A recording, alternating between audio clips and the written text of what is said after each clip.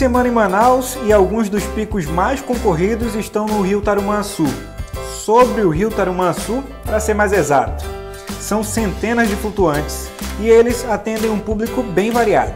Os particulares são alugados por grupos de amigos e famílias.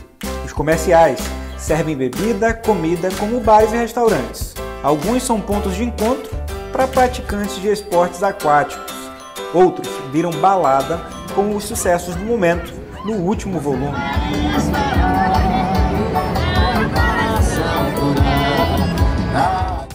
Sabe aquela paz e tranquilidade que vem da conexão com a natureza?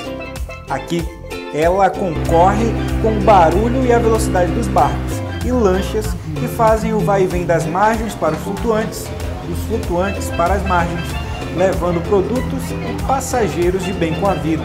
Em Recife a gente não tem nem a noção do que é um flutuante, né? Então, um flutuante é um barco. Por aqui eles não são novidade. Aliás, fazem parte da paisagem há muito tempo. Não é de hoje que a vida flutua sobre os rios de Manaus. 1920, fim do ciclo da borracha, Manaus passa por um momento difícil de grave crise financeira. Desempregados e sem condições de manter uma casa, os mais pobres migram para as margens dos rios e enxergam no espelho d'água doce uma oportunidade. Construídos com madeira sobre toras de árvores de espécies pesadas, firmes e tão baratas que eram descartadas por madeireiros no rio, os flutuantes rapidamente tomaram conta de toda a orla da capital do Amazonas.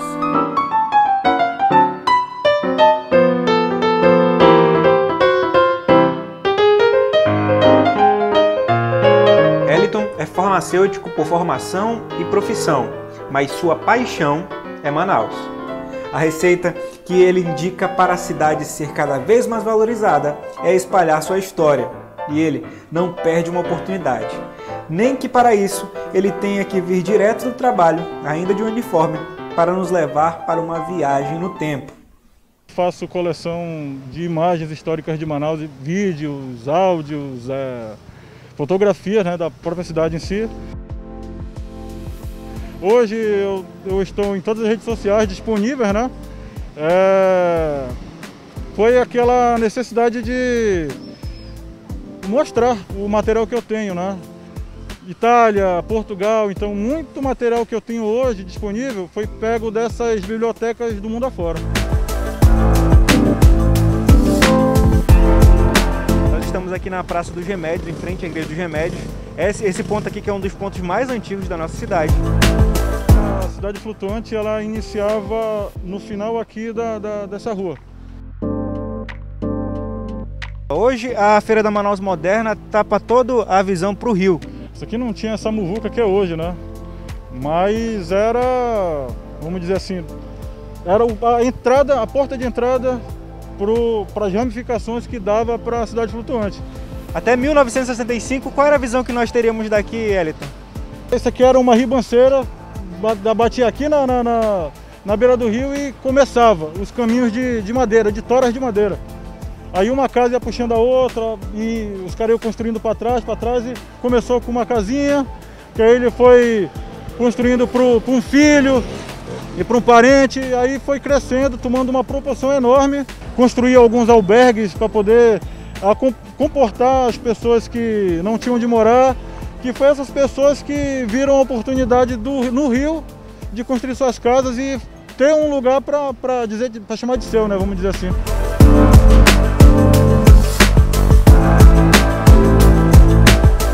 Muitos romantizavam, né, a cidade, diziam que uns chamavam de Veneza Amazônica, outros chamavam de favela veneziana, mas na realidade quando se chegava aqui o que se via era uma cidade, posso até dizer, promíscua, cheia de uma falta de higiene, sem nenhum saneamento básico e até mesmo abrigos de criminosos, né?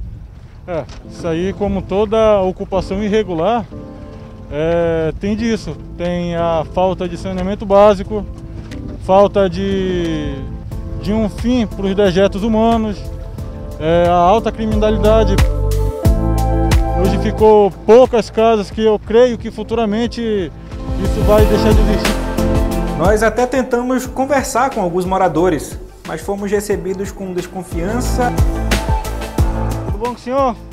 Bora trocar umas palavras? Quanto tempo o senhor mora aqui? E alguma hostilidade.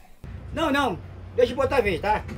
Deixa eu botar a vez. Muitos não querem falar, muitos não querem se pronunciar, para não estar mostrando muito da situação deles, assim, para não estar, vamos dizer que lembrando as autoridades, olha, existe esse problema.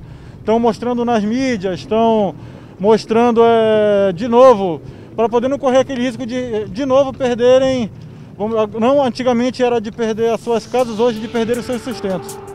Na segunda metade dos anos 60, quando a população da cidade flutuante chegou a quase 12 mil pessoas, o poder público resolveu dar um basta.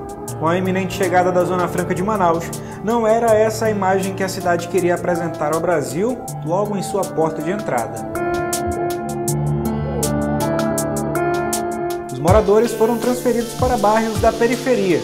Começava a terminar ali uma relação de rejeição histórica entre a elite manauara e os rios. Um dos marcos da cidade de Manaus, o Palácio do Rio Negro, foi construído em 1918 por um alemão, que era um dos barões na época da borracha. Ele fica de frente para o que hoje é a Avenida 7 de Setembro. Não por acaso o palácio foi construído de costas para um rio que passava aqui, que de tão desvalorizado foi aterrado e só sobrou esse córrego.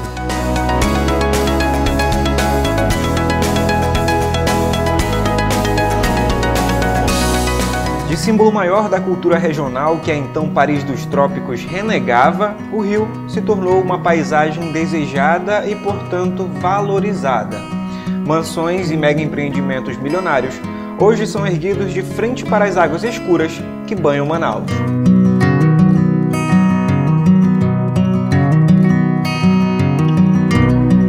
Esse renascimento do rio melhorou até a desgastada imagem dos velhos flutuantes, que agora aparecem gourmetizados, robustos e modernos como uma opção de lazer no Tarumã. E essa é uma das melhores opções, porque você vem para o flutuante, né? Contempla a natureza, esse rio maravilhoso, que é algo da nossa terra, né? E muitas das vezes as pessoas viajam para outros lugares, para conhecer outras coisas, sendo que nós temos algo maravilhoso aqui. Une o rio, tomar um banho de rio, une também a questão da culinária, que aqui tem várias comidas regionais, e a questão da música, o lazer.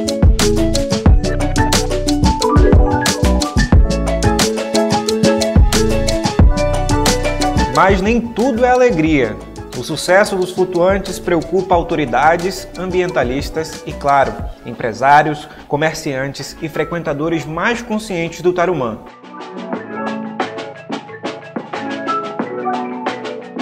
Será que uma nova cidade flutuante está surgindo agora na zona oeste de Manaus? Quais os perigos isso traria para a natureza e a nossa própria saúde?